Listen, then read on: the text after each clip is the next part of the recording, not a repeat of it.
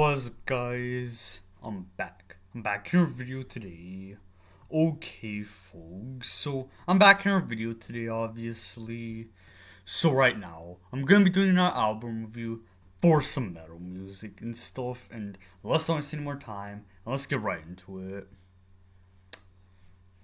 Okay, folks. So the band I'm gonna be reviewing today is Testament again, but this time of the album Dark Roots of the Earth and stuff, and Bueno, folks, and all of that stuff. And if you guys look at my YouTube, I'm talking about my second channel, and you guys would look at the videos I've done on Testament. You guys would have seen I've done 3 and stuff, and this is the 4th one and stuff, and the album and stuff.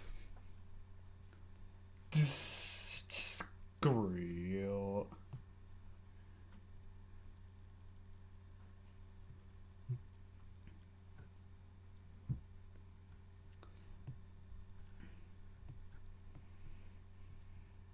This real.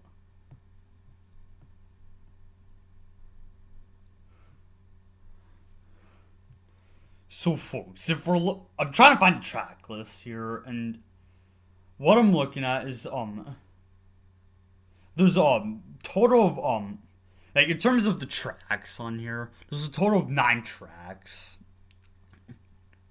like 9 songs or whatever. I'm gonna go with tracks because like I'm mostly associate that with rap music and stuff, and oh no, folks, like rap music, obviously, and like I'm gonna move on from that because like I would probably go on a long rant about rap music and all of that stuff, but I'm gonna move on.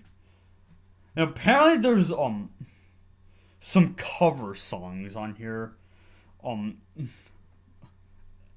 and stuff, and what I'm looking at is just covers from Queen, Scorpions, and Iron Maiden and stuff, and one folks.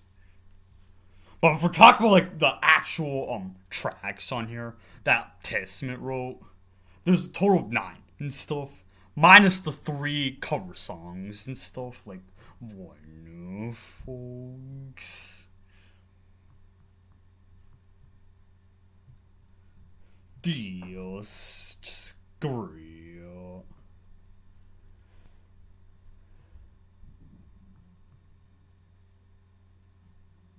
So, folks, if we're looking at the band members on here, Chuck Billy is the vocalist as usual. We got the same with the guitar players, Eric Peterson and Alex Skolnick or something. Um, the and the bass player Greg Christian, and the guy on the drums is the Atomic Clock himself, Gene Hoglan and stuff, and one folks.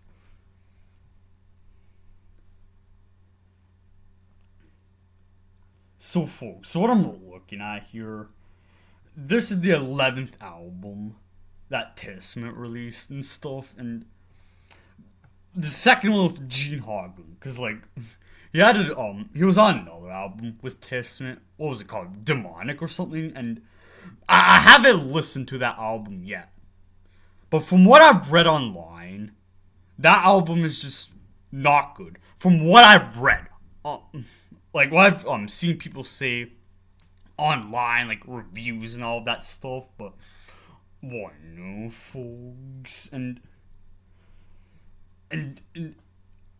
continuing with Gene Hoglan, he was on the next 2 albums with Testament. He was on the album after this, Brotherhood of the Snake, and the one after this and stuff, and one folks.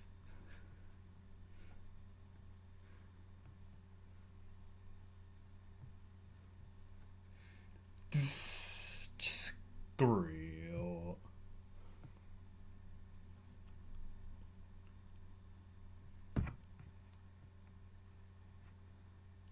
So, folks, now it's time for my thoughts on the album and what I thought of it.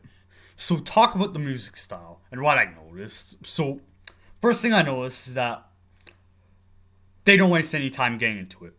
Obviously, because it's Testament, and like one thing I noticed is that they do not waste any time. Like getting right into the music at all. Like they don't waste time. They just get right into it and one folks. And one thing I noticed is that like from the first track downwards, like I'm talking about downwards on the album, in terms of the tracks, there's lots of thrashy parts, obviously, and like lots of a good amount of fast playing and folks, and also plenty of groove parts and folks, just like lots of intense playing, obviously, and I'm gonna be talking about songs 1 to 9 and stuff. Like I'm obviously not gonna review all of them because that would be boring. I don't want to do that. But I'm really gonna be talking about the actual songs that Testament wrote, minus the covers. So I won't be talking about those because I simply just don't want to and stuff. And one thing I noticed is that like I said, they don't waste any time getting right into the music. There's lots of fast playing, with also plenty of groove parts on here, and from what I'm looking at, a good amount of these tracks are over 5 minutes.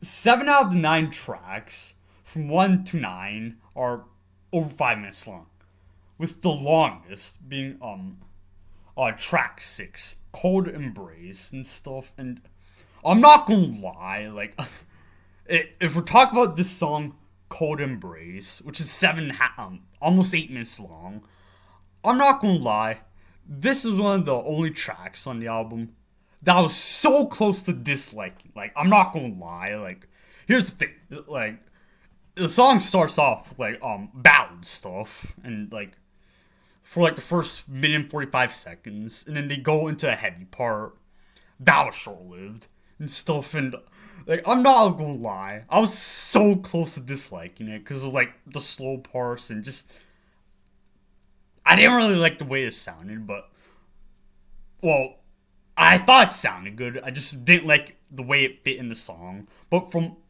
3 minutes and 20 seconds onward, it's just fire and stuff. Like, folks. So close to disliking that song, but luckily, 3 minutes and 20 seconds onward saved me, like, a lot and stuff. And folks.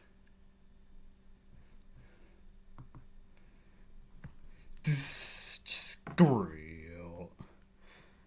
So, folks, like you guys heard me say, I was so close to disliking one song on this album, but from tracks 1 to 9, basically all of them are like great and stuff. Like, obviously, like I said earlier, lots of fast playing, like lots of intense thrash parts, obviously, with a good amount of groove parts, and I want to say this is one thing I disliked on the album, but this is another thing I noticed: the bass playing. I didn't really hear it much in the mix. Obviously, I think in a couple of the songs, the bass playing was in the mix, but it wasn't like throughout and stuff. Like, folks. Like, that's another thing I didn't necessarily dislike, but one thing I thought could have been, you guys know what I'm trying to say and stuff. Like, I'm gonna move on and stuff, but overall, some of my favorite tracks on the album would have to be Native Blood, Rise Up, and Dark Roots of the Earth, the song and stuff. But overall, the album is great from start to finish. Well, songs 1 to 9 and stuff. And right now, is basically when I'm going to be ending today's video off. Like, I'm not going to go any further with today's video. I'm simply not, and I'll see you guys in the next video, and peace out, everybody.